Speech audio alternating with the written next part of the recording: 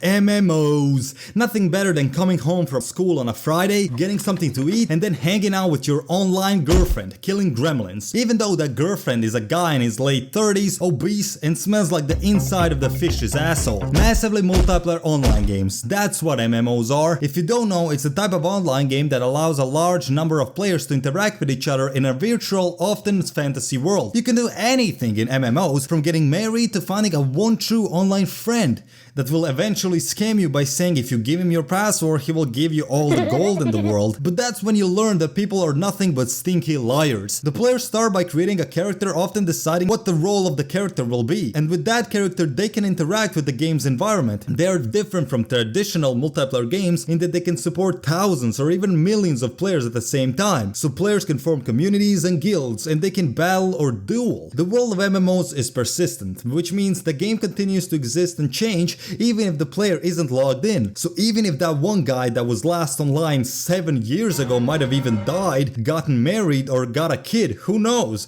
The game still goes on, it doesn't wait on anybody. Now, MMOs became popular in the late 1990s and early 2000s, and the MMO that took over and the first MMO to gain widespread popularity was Ultima Online, which was released in 1997. But what made that MMO stand out from the previous ones? Looking at the pictures, they all look similar. It's like looking at white guys in southern England. They're all the same person. Well, firstly, timing. Ultima Online released in 1997, when the internet was becoming more widely available and people were starting to explore the possibilities of online gaming. Also, Ultima Online was part of the Ultima series of games, which was already a well-established game among RPG fans, and Ultima Online was one of the first games to offer a persistent world. Also, Ultima Online recognized and gave people the ability to better customize their character. Also, it was one of the first games to offer a fully open world experience. Well, Ultima Online certainly paved the way for the future of gaming, setting the stage for all of the future MMOs today. But what about before Ultima Online? How did MMOs look like before that? The first ever massively multiplayer game is called Island of Kesmai. Now, even though this looks nothing like today's games,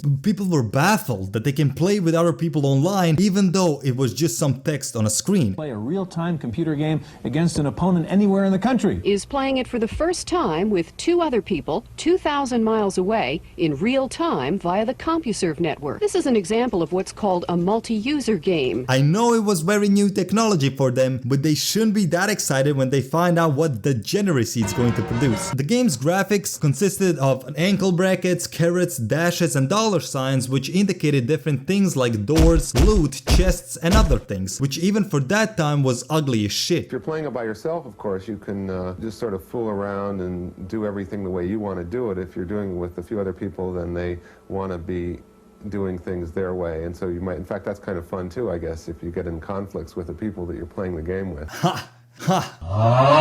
Welcome to 2023, where conflicts mean shouting racist slurs at the other person. Island of Kesmai was made by students of the University of Virginia in the mid-1980s, and even though it was a groundbreaking technology, like you can finally play with that one friend you met one summer, how else would you meet him? But it never really gained widespread popularity. I mean, one of the biggest reasons for that was the insane price. To play this game, which even for that time was very ugly, people had arcades, and they were used to somewhat graphically represent what is happening on screen. But to play Island of Kesmai, you had to have the CompuServe, which was an American online service provider. It provided services like email, forums, and online games, but was eventually shut down because of competition like AOL, which later acquired them. But it also had insanely high costs that were hourly usage based, which was insane. So if you wanted to play Island of Kesmai, which as a game was completely free, you had to pay for CompuServe, and because the game processed one command every 10 seconds, and that equates to around 1 cent per command, which means if you played Island of Kesmai for an hour, you would roughly have to pay around $3.60 in 1985. But converting for inflation today, that would mean $9.93.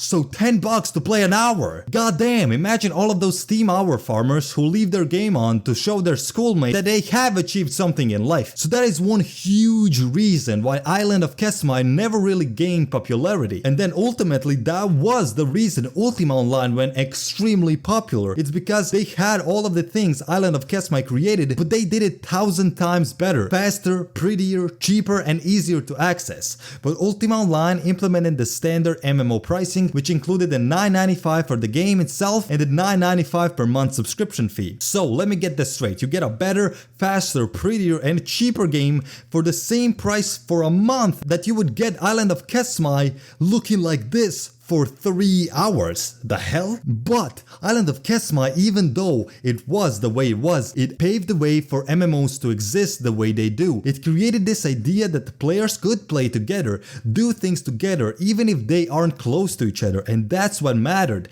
It definitely created history, because it took Ultima Online more than 10 years to perfect the MMO style they did, so you could say that Island of Kesmai was way ahead of its time. It had real-time combat, player versus player combat, and you could even form guilds, all of that in 1985. It was actually crazy, and if you look at it, it was actually free. It was actually the American service provider CompuServe that actually fucked it all up. But even 1 year before Ultima Online released, Kesmai, the company, published Legends of Kesmai, MMO that was released in 1996 and that replaced all of the pseudo look to an actual 2D sprites to make it way more visually pleasing, and again it looked similar to Ultima Online, it looked similar to all of the MMOs around that time. So why didn't it blow up then? Well, first, they didn't have the audience for the game. They didn't do much marketing and it was difficult to find the right players for the game, considering just 1 year later Ultima Online would release, bringing with them an enormous community of players from their previous games. And Legends of Kesmai was still on hourly based payment. It would never pop off with a payment structure like that.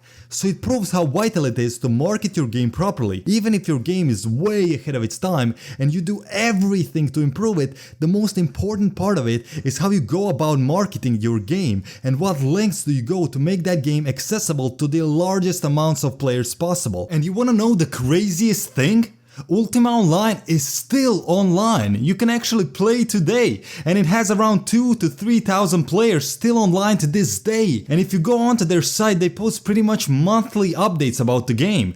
Talk about dedicated developers, huh? And you wanna know what happened to Kesmai, company that made Island of Kesmai and the Legends of Kesmai? Well, in 1999, the company was sold to Electronic Arts. EA, really? And the company's studios were subsequently closed in 2001. In the typical EA fashion, if it's not producing momentary wealth, drop that shit harder than my balls dropped in middle school. So that only tells you how much passion the Ultima Online developers had for the game, that they're still doing this. Almost 26 years later, the game is still live and being played by players. That is insane. If you enjoyed this video, make sure you subscribe, and also if you want to support me even further, make sure you check out my Patreon in the description. And also if you want to see me create some video games, here's a fun video for you and make sure you watch it.